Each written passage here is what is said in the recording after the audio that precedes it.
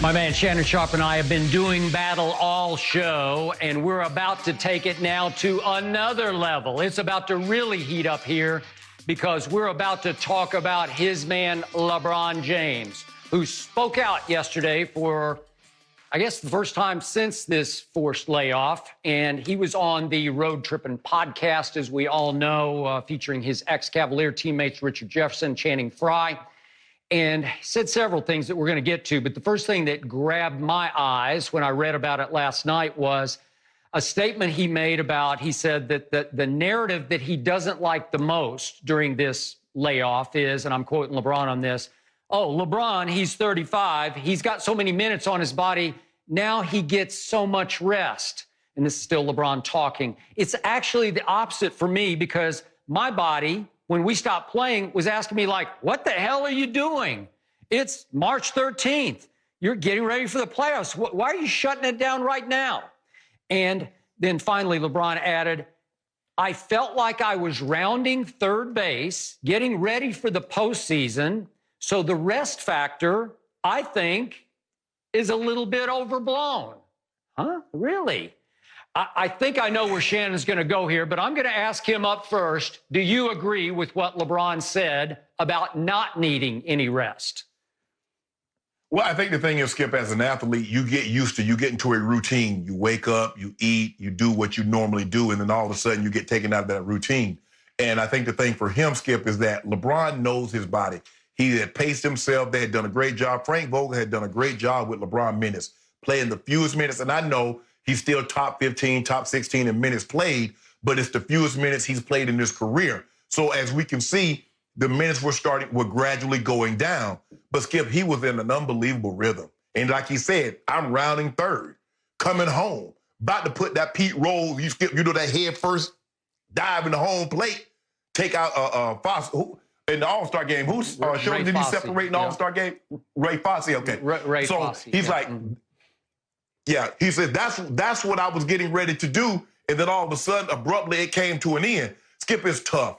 It's kind of like, when we go on vacation for a week to get back into it. Now, imagine going on a vacation for 3 months and trying to get back into playing at a very, very high level, because that's what they're going to ask these guys to do. I do believe they're going to have a continuation of the season and start the playoffs. Now, what I also agree with, Skip, you'll be asking an awful lot, that the season's over with, where we are, we have 1 through 8, and you just start playing playoff basketball. I totally agree with LeBron James on this. That would be absolutely a disaster. You have to start all over. Finish these last 20 games.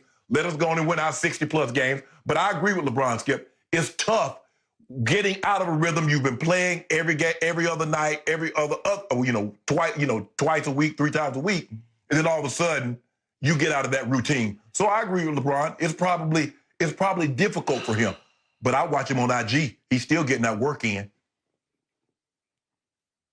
Yeah, who knows what he's doing just because he puts up a quick little 1-minute video on IG. You have There you go, Skip. There you go, Skip.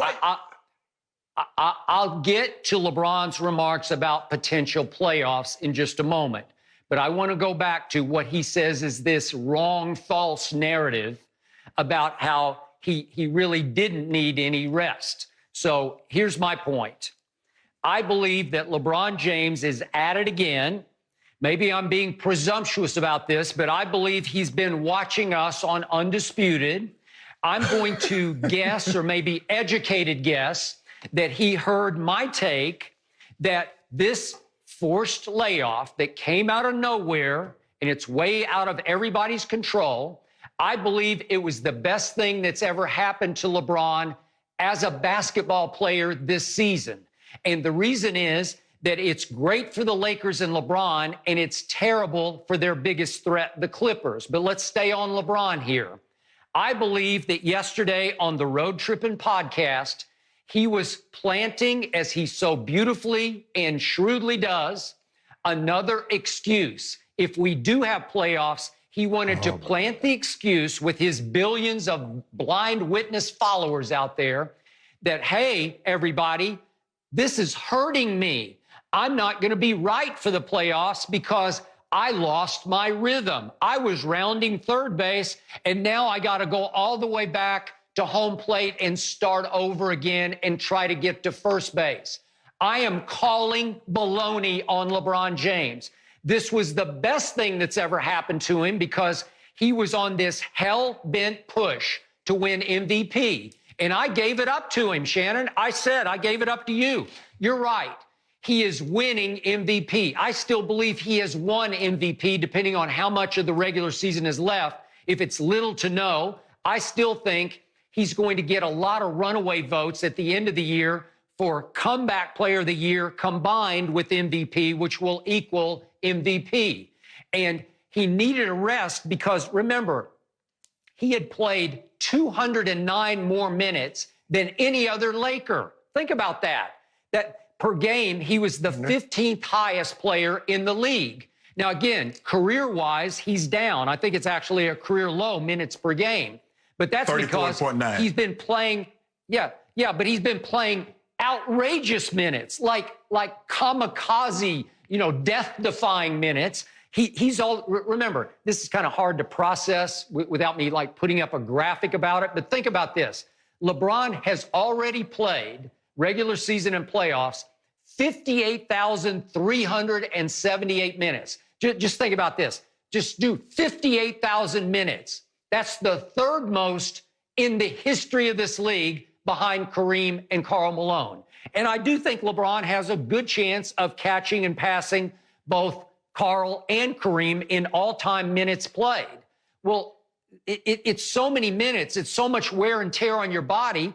And he was on such a push to win MVP in the big games against Milwaukee and then against the Clippers in Game 3, which they finally won, the first of their 3 games that they won against the Clippers, that he needed a rest. And he got a forced rest.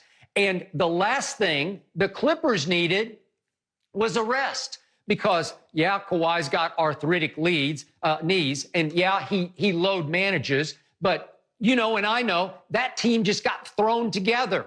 And all of a sudden, they just recently added 2 more new pieces in Marcus Morris and Reggie Jackson, who are ball-dominant, high-volume shooters. They got to find some chemistry. They got to find some rhythm. They needed reps. And it's a great break for LeBron and the Lakers that the Clippers are getting no reps. It's a great break for the Lakers that the Clippers might get thrown into playoff mode with, 3 or 4 quick games to get ready. So that's a huge advantage for LeBron, but he didn't bring that up, of course. And I still say, because they kept listing him as sore groin, sore groin, sore groin. One game he load managed with the sore groin.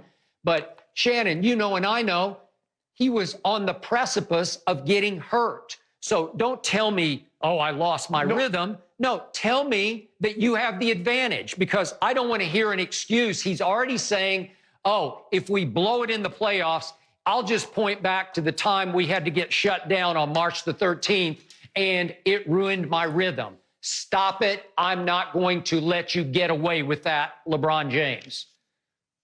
So let this sink in. I want the people at home that's watching this, and I know there are a million of people. They don't have anything else to do. Unfortunately, they can't go out. They can't do anything. So they're watching us. Well, now, Skip Bayless said yesterday, if LeBron James were to win the title deserves an asterisk because of the abbreviated season. Now, if he loses the title, he has to build an excuse. So how does he ever win with Skip Bayless? You keep telling me I'm hypocritical. The hypocrisy in which comes out of my mouth when I'm talking about Dak Prescott. Elaborate. How does LeBron James ever win with you? Because if he wins the title, it's an asterisk. It's an abbreviated season. If he doesn't win, he has an excuse. I'm trying to figure. I'm confused.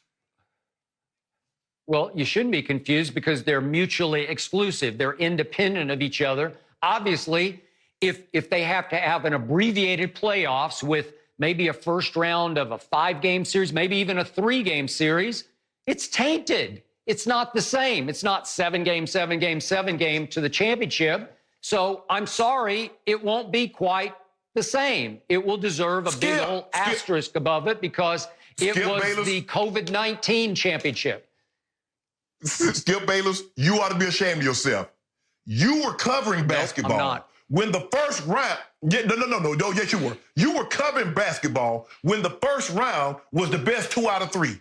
The second round was the best 3 out of 5. And the conference finals was the best 4 out of 7. And the finals has always been 4 out of 7. You covered it. No championship was ever mentioned about being tainted when they played 2 out of 3. Or they played 3 out of 5. But now all of a sudden, because of an abbreviated possible season, now LeBron James, you want to taint this man's resume. I'm not going to let you impugn this man's resume. Stop this foolishness, Skip Bayless. It's already impugned. Now we're back to the other mutually exclusive issue.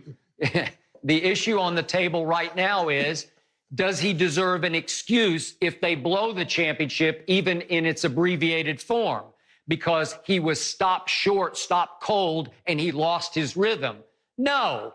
And I'm not going to let you or your man LeBron get away with this, because you know where I would have given him a break? If on the Road Tripping podcast yesterday he would have said, you know what? It was really good for me and my body that we got a forced break. And I'm grateful for that. In this time, this tough time for everybody, at least I got a little silver lining here.